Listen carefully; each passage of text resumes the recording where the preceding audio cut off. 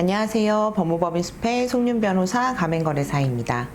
이번 편에서는 본사가 특정 업체에만 공사를 하도록 강제하는 것이 합법인가? 라는 주제로 얘기를 해보려고 해요. 이 가맹사업법 규율을 좀 보면 이 12조 불공정 거래 행위 금지 조항이 있습니다. 인테리어 업체를 강제하는 것은 거래 상대방을 구속하는 행위에 해당하기 때문에 부당할 경우에는 불공정 거래 행위가 성립할 수 있다 라고 이해를 하시면 되고요. 이 구체적으로 별표 2를 보면 구속 조건부 거래, 거래 상대방 구속에 해당할 수가 있습니다. 다만 다음 세 가지 요건을 모두 충족하는 경우에는 예외가 성립을 할 수가 있어요.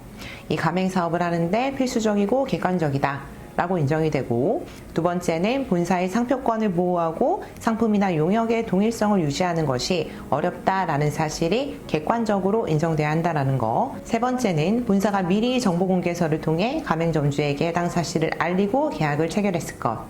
이 하나, 둘, 세 가지 요건을 모두 충족할 경우에만 예외에 해당한다 라고 생각을 하시면 됩니다. 만약 정보공개서에는 이 인테리어나 설비 업체가 권장으로 기재가 되어 있는데 실제에 있어가지고는 특정 업체로 강제한다 라고 하면 지금 얘기했던 이 세 번째 요건이 충족되지가 않죠.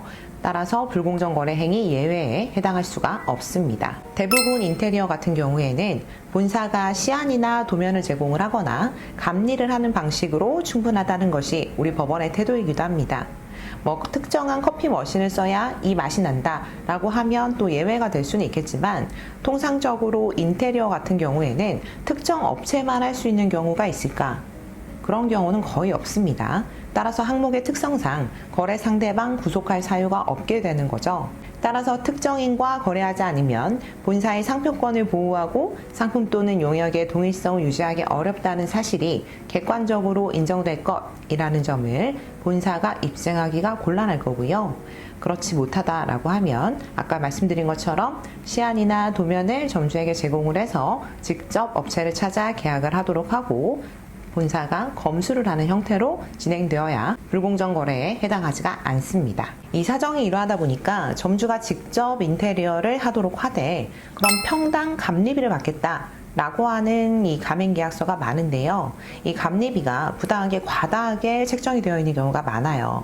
그러니까 점주님이 아무리 저렴한 업체를 찾아가지고 이 정도 금액으로 견적을 받았는데 실제 본사에게 감리비를 주고 나면 본사한테 맡긴 것이랑 거의 비슷한 금액이 되는 경우가 있어서 그냥 본사에 맡겼습니다 라고 하는 경우들이 있거든요. 본사가 감리비를 받겠다라는 조항을 두었다라고 하면 본사는 반드시 감리를 해야 합니다.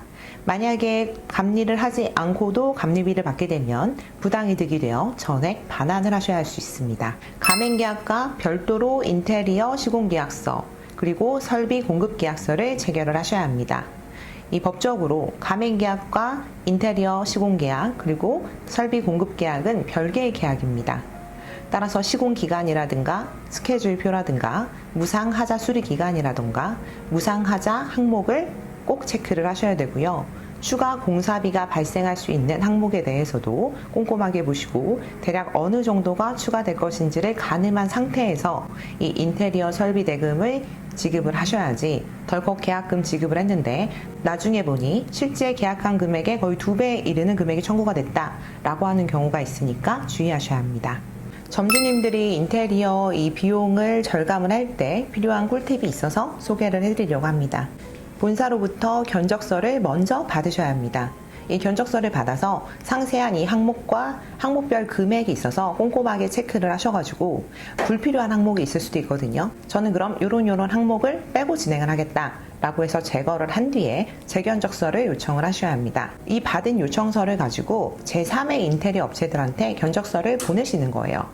그리고 이 금액보다 더 좋은 가격으로 할 수 있다 라고 하는 업체들의 견적서들을 좀 모아서 그 업체와 계약을 하실 수도 있고, 아니면 그 업체들로부터 받은 견적서를 가지고 본사와 다시 협상을 하실 수도 있어요. 이렇게 하시면 인테리어 폭리 요 문제는 조금 비껴가실 수 있지 않을까 생각을 합니다. 감사합니다.